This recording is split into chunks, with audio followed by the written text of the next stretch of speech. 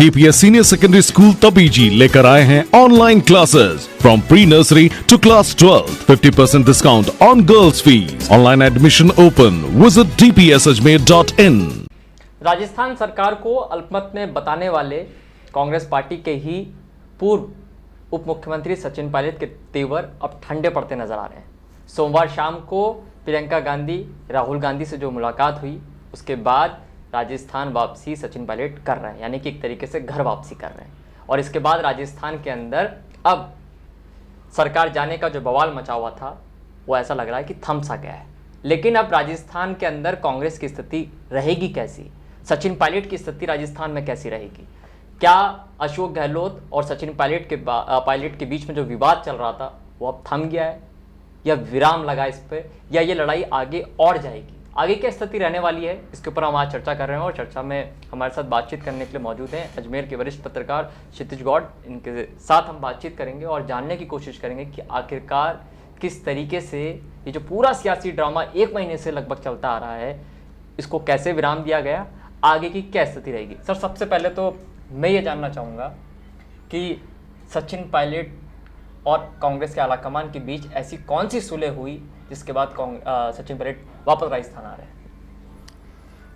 सुशील, जो बातचीत हुई है वो कांग्रेस के लिए भी एक वो था कि कांग्रेस को जो अपने एमएलए चाहिए थे वापस से। मुझे नहीं लगता कि ऐसी कोई ठोस बातचीत निकल कर आएगी या कोई बार्गेन वाली एक बातचीत होती है, वो बार्गेन की होती है। वो बार्गेन वाली मेरे को दिखता नहीं है कि वो मीटिंग बार्गेन के रूप में आई होगी।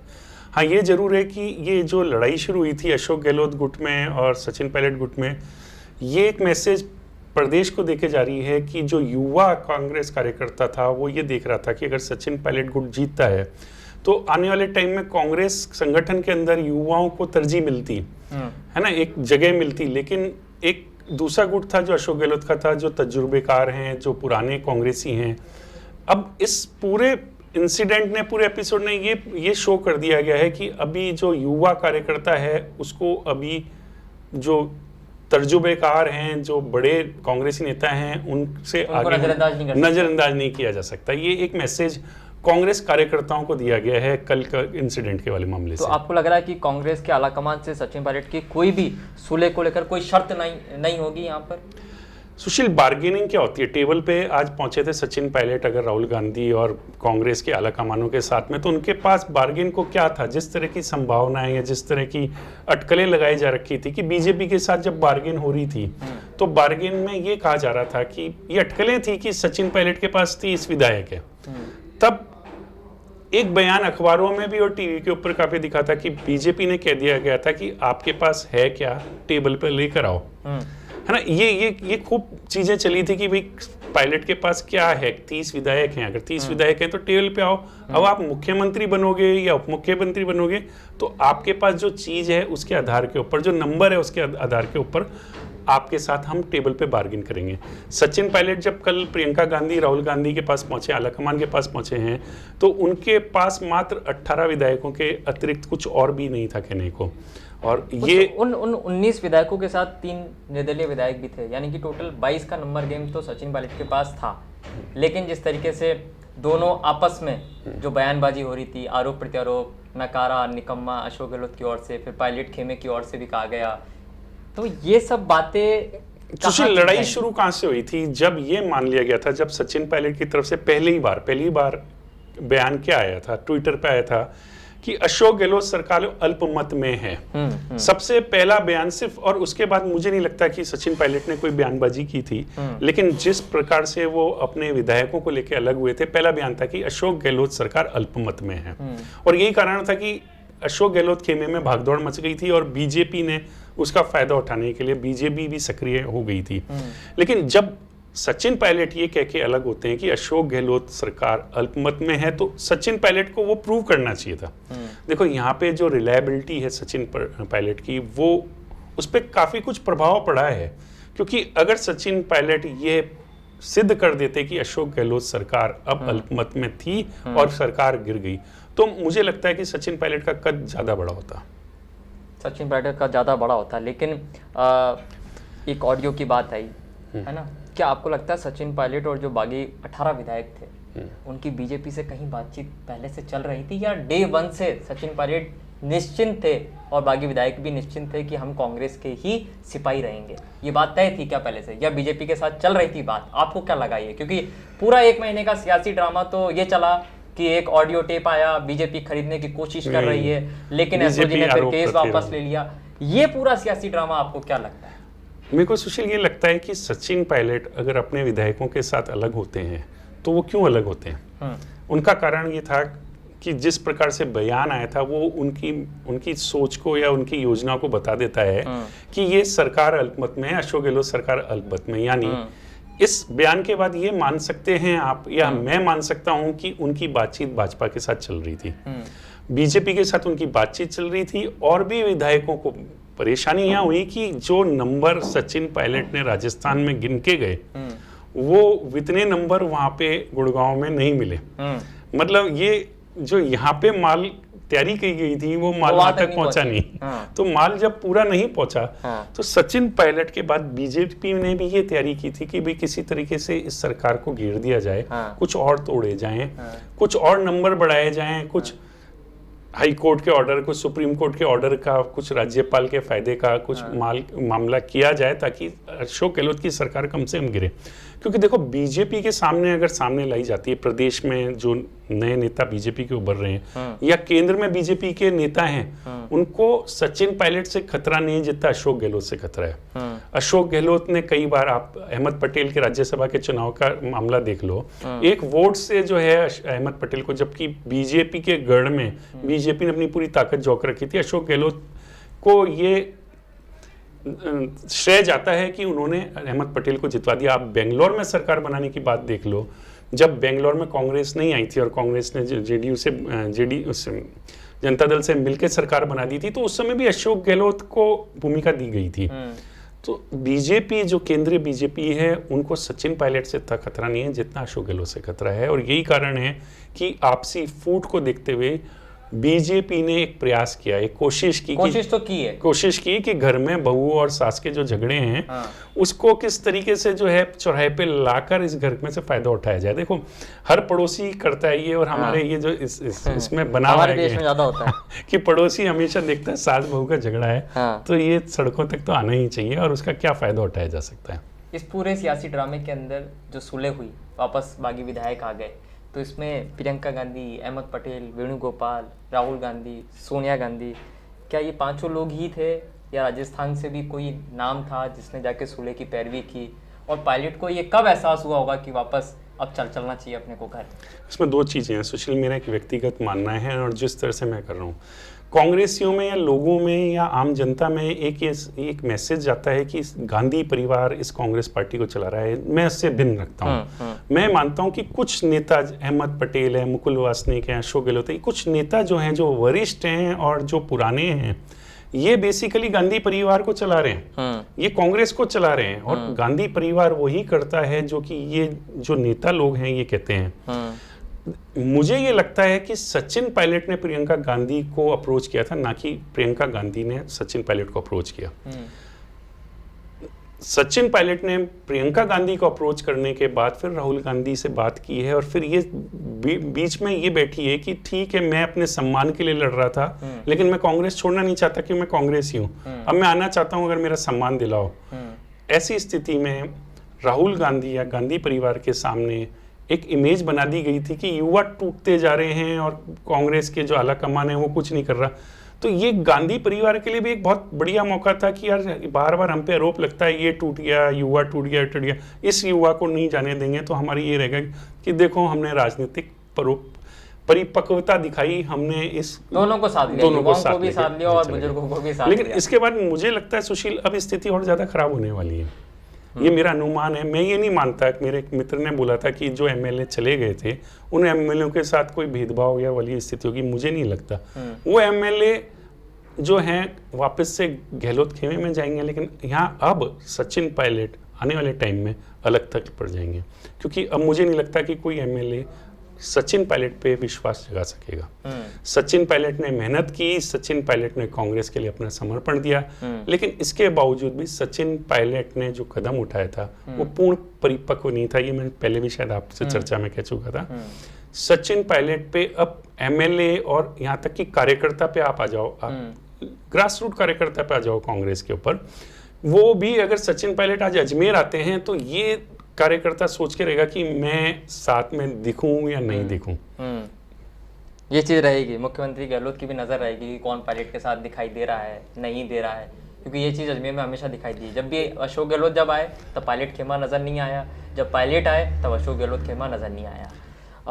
इस बीच एक खबर ये भी चल रही है कि जब सचिन पायलट और 18 बागी विधायक राजस्थान आ रहे हैं, कांग्रेस में उनकी एंट्री हो गई है, तो गहलोत गुट के विधायकों में जबरदस्त गुस्सा है कि बागियों को इस तरीके से सम्मान के साथ वापस क्यों लिया जा रहा है। इसका असर क्या होगा?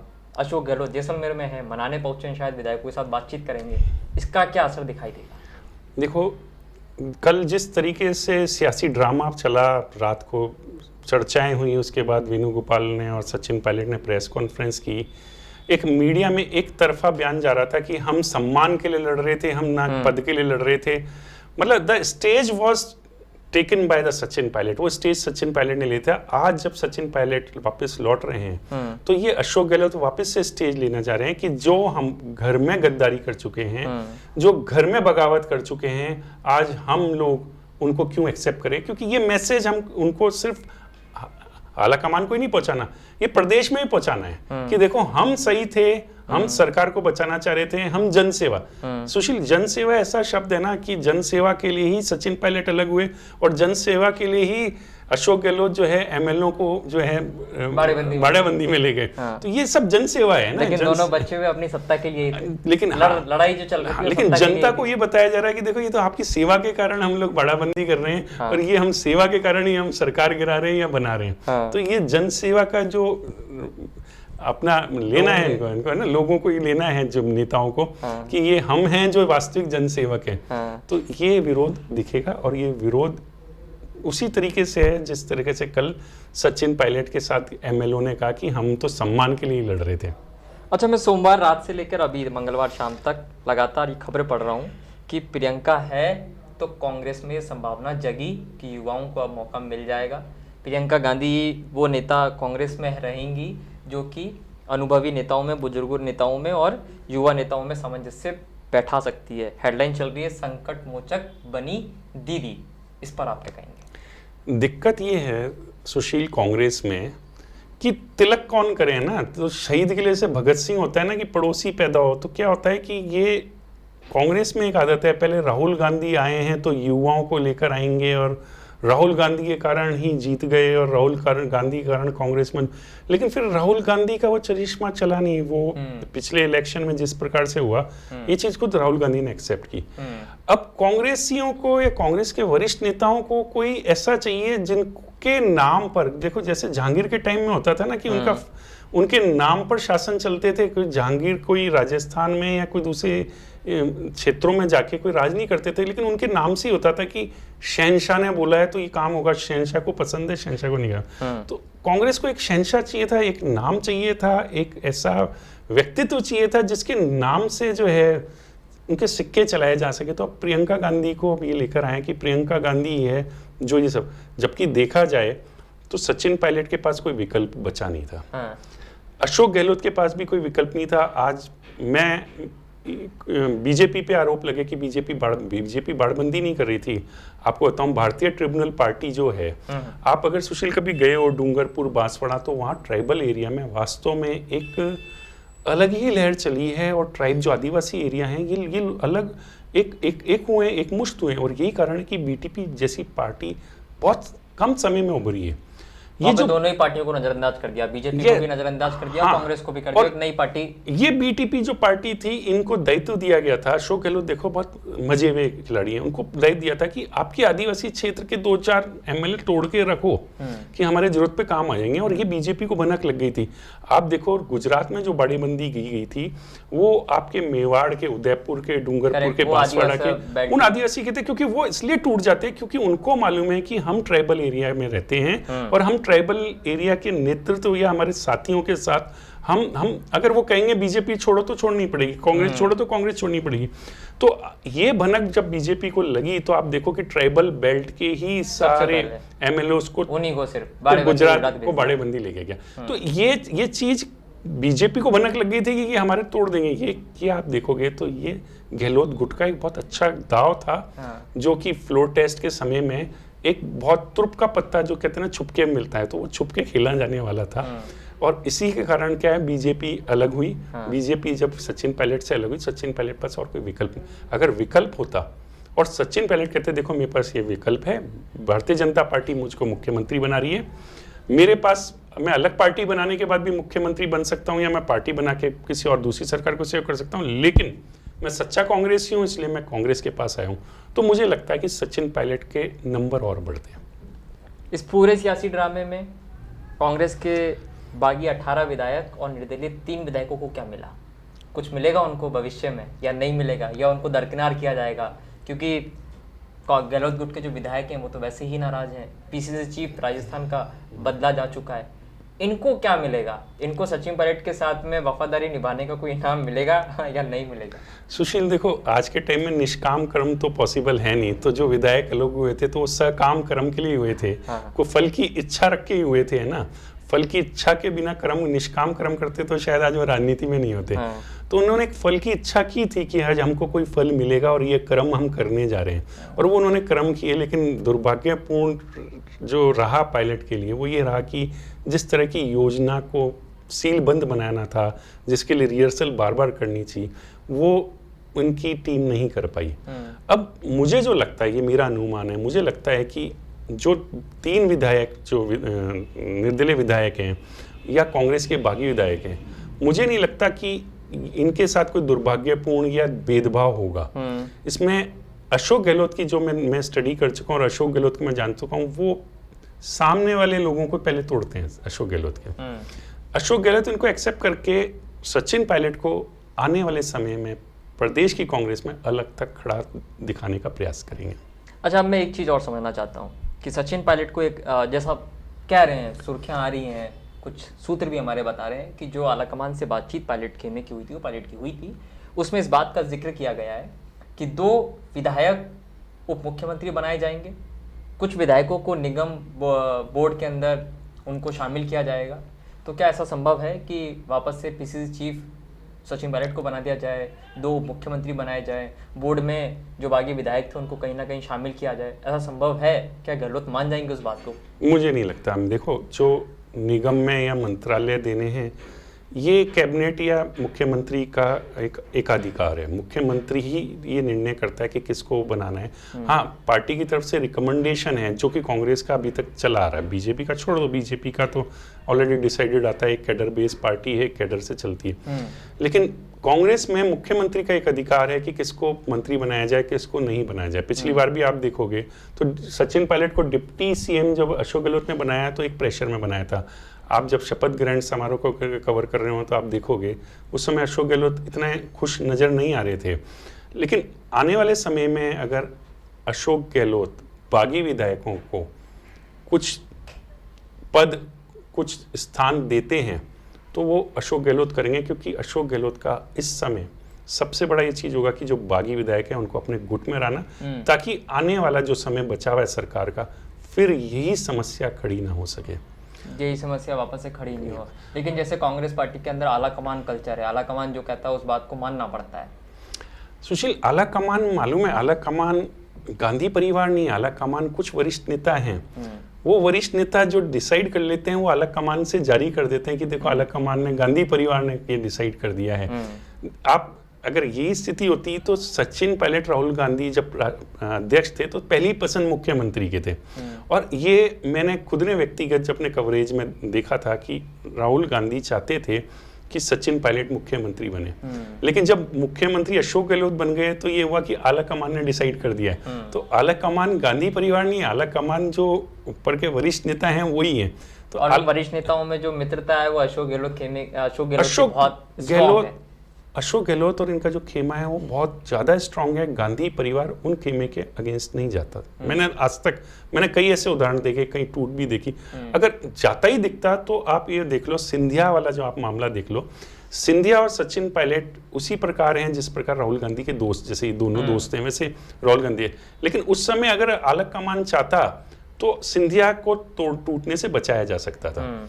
लेकिन उस समय दिग्विजय सिंह और जो वरिष्ठ नेता थे कांग्रेस के, वो नहीं चाहते थे कि सत्ता जो है या मुख्यमंत्री पद जो है सिंधिया को दे दिया जाए। तो आला कमान तो वही चाहेगा, जो वही अनाउंस होगा जो कि वरिष्ठ कांग्रेसी नेता चाहेंगे। अच्छा, मैं सोशल मीडिया के ऊपर बना हुआ था तो देख रहा था, लोग खूब लिखे जा रहे हैं अब इस पूरे सियासी घटनाक्रम के ऊपर।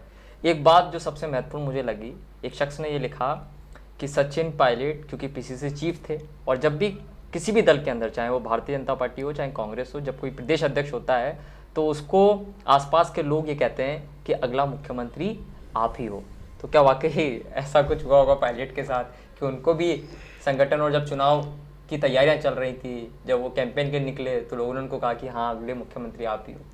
सुशील, मैंने सचिन पायलट को बहुत कवर किया है और एक वो अच्छे इंसान भी हैं और मैंने उनको मेहनत करते हुए देखा।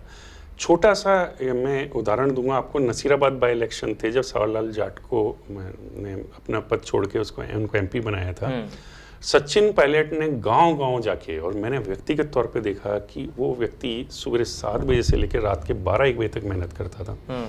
सचिन पायलट आदमी मेहनत कर रहा है तो उसको लगता है कि मैं नेतृत्व क्षमता में हूँ, और वास्तव में सचिन पायलट में नेतृत्व क्षमता भी है और उन्होंने नेतृत्व भी किया। और जब इतनी मेहनत करने के बाद आला कमान से, फिर आला कमान यहाँ पे गांधी परिवार से है कि आला कमान से उनको ये संकेत मिलते हैं कि हम अगर आपको मुख्यमंत्री का चेहरे के रूप में उतारते हैं तो शायद युवा है, महिला है, पढ़ा लिखा वर्ग जो है कांग्रेस के प्रति, कांग्रेस की तरफ आएगा। लेकिन स्थिति ये हुई कि आप देखो कि सचिन पायलट के विधानसभा चुनाव के दौर में वो चुनाव कहाँ से लड़ेंगे इसको लेकर राजनीति चल गई थी। जहां पे चिन्हित किए गए वहां पे जो है एंटी पायलट वाले जो थे वो तैयार बैठे थे। और आप ये देखो कि मैं ये मान के चल रहा था कि अगर सचिन पायलट अजमेर के किसी विधानसभा से चुनाव लड़ते हैं तो वो बेहतर होता। लेकिन मुझे लगता है कि शायद सचिन पायलट भाप गए थे कि अजमेर छोड़ना बेहतर है। और उन व्यक्ति मैंने विधानसभा में कवर किया, मतलब नया उनके लिए कॉन्स्टिट्यूएंसी थी। लेकिन उनका आप चार्ट देखो तो ऐसा लगाया जाता था कि 3 बांसवाड़ा में, एक बीकानेर में रैली करने के बाद जब सचिन पायलट रात को 7 बजे, मैंने मेरी आंखों से देखा, आते थे तो वहां पे इतने थके हुए वो इंसान होता था कि वो अपनी कॉन्स्टिट्यूएंसी के कार्यकर्ताओं की भी मीटिंग पूर्ण रूप से नहीं ले पाते थे। तो ये जो सियासत है और कांग्रेस के अंदर की सियासत है, इसके सामने ये था कि, और सचिन पायलट वास्तव में लोगों को ये मानना था कि अगर मुख्यमंत्री बनते हैं तो शायद राजस्थान में कुछ परिवर्तन, कुछ बदलाव आना शुरू होगा। परेशानी क्या हुई कि सचिन पायलट कुछ लोगों से घिरे हुए हैं। सचिन पायलट के साथ भी स्थिति है कि ये कुछ लोगों से घिरे हुए हैं और उन लोगों ने उनके मुख्यमंत्री बनने की ललक को, इच्छा को, या उनको ये चीज मिलनी चाहिए थी, उसको इतना प्रबल कर दिया कि सचिन पायलट फिर कुछ और नहीं सोच पाए। उसके अलावा उनको कुछ नजर नहीं आया। अच्छा, एक बात और आती है इसमें, क्योंकि 1 महीने का वक्त हुआ, पूरा सियासी ड्रामा चला, कोरोना महामारी का वक्त है। ऐसे में जब तक पूर्व मुख्यमंत्री वसुंधरा राजे चुप रही, उनका कोई बयान नहीं आया, तब तक हलचल यही बनी रही कि हाँ गहलोत की सरकार गिरने वाली है। लेकिन जैसे ही वसुंधरा राजे दिल्ली पहुंची, उसके बाद अगले ही दिन ये देखिए कि सचिन पायलट की मुलाकात आलाकमान से हो गई। क्या वसुंधरा राजे पायलट को बीजेपी में नहीं चाहती थी, सरकार बनती हुई नहीं चाहती थी, या बीजेपी या गहलोत की सरकार को बचाने में एक तरीके से वसुंधरा राजे की भूमिका रही? सुशील, मुझे जो लगता है कि राजस्थान एकमात्र ऐसा प्रदेश है जहाँ पे बीजेपी का संगठनात्मक जो तरीका है, जो ढांचा है, वो यहाँ पे सक्सेस नहीं है। मेरी एक मित्र हैं, दिल्ली में कवर करते हैं, उन्होंने मेरे से ये पूछा था कि बीजेपी में स्थिति ये है कि यहाँ पे वसुंधरा राजे की पकड़ इतनी है कि बीजेपी खुद अपना, आप ये स्थिति देखो, जब शेखावत को बीजेपी का अध्यक्ष बनाना था, वसुंधरा ने नहीं बनने दिया। वसुंधरा के टिकट वितरण के समय में भी वसुंधरा राजे की ही बातों को माना गया। देखा जाए तो ये जो फूट थी कांग्रेस की, उसी फूट में बीजेपी की थी, और इस फूट को लेते मेरा अनुमान है कि जो आपका आलिकमान था, जो यहाँ पे राष्ट्रीय इनके नेतृत्व है बीजेपी का, वो ये चाहता था कि हम गजेंद्र सिंह शेखावत को, राजेंद्र सिंह राठौड़ को या कटारिया जी को हम एक नेतृत्व के रूप में, एक लीडर के रूप में इसको एस्टेब्लिश करें। यहाँ पे गेम आप देखोगे तो अशोक गहलोत जो है वो वसुंधरा की सहायता कर रहे थे बीजेपी पे आरोप लगा के। तो बीजेपी को इतने आरोप लगा दिए, इतने आप लोग कि आखिर में है ना वसुंधरा को आगे आना पड़ा कि बीजेपी बदनाम हो रही है।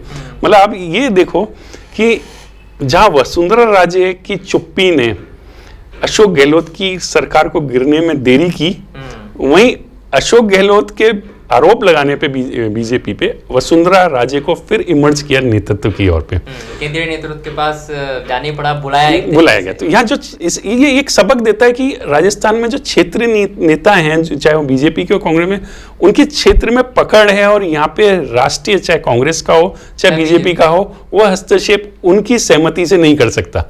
ना गहलोत की सरकार गिर पाई, ना वसुंधरा राजे रिप्लेस हो पाई।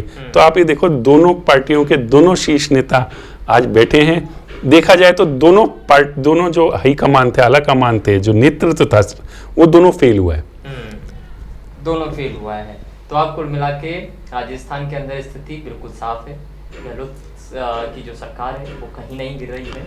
हालांकि जो पूरा 1 महीने तक जो सियासी ड्रामा चला, जिसमें एसओजी इन्वॉल्व हुई, एसीबी इन्वॉल्व हुई, फिर ईडी भी इन्वॉल्व हुई, मुख्यमंत्री अशोक गहलोत के करीबियों के ऊपर ईडी के छापे भी पड़े, जिस पर मुख्यमंत्री अशोक गहलोत ने आरोप भी लगाए कि बीजेपी केंद्रीय एजेंसियों का दुरुपयोग कर रही है। यहाँ एक चीज बोलूंगा, यहाँ की बीजेपी के खिलाफ जो है जिला मुख्यालयों पे प्रदर्शन हुए हैं, और उसमें ये आप देखो इतना बढ़िया प्रदर्शन था कि प्रदर्शन तो बीजेपी के खिलाफ कर रही है खुद जो सरकार, सत्ता काबिज है, विपक्षी पार्टी के खिलाफ। लेकिन उसमें ये देखा जा रहा है कि इसमें सचिन कौन नहीं आ रहा जो सचिन पहले तो आप ये देखो दोनों तरह की इन्होंने विभाजन किए इसमें। बिल्कुल, पूरे राजस्थान में यही देखा गया कि आखिरकार गहलोत खेमे की कौन से लोग आए, पायलट खेमे की कौन से लोग आए। लेकिन तस्वीर एक जो बिल्कुल साफ नजर आई कि गहलोत खेमा जो छुप चुका था, जो कहीं गायब हो चुका था, वो 6 साल बाद जब गहलोत सरकार सत्ता में आई, मुख्यमंत्री बने, उसके बाद 1 साल बाद अब वो संगठन के स्तर पर भी नजर आने लगे।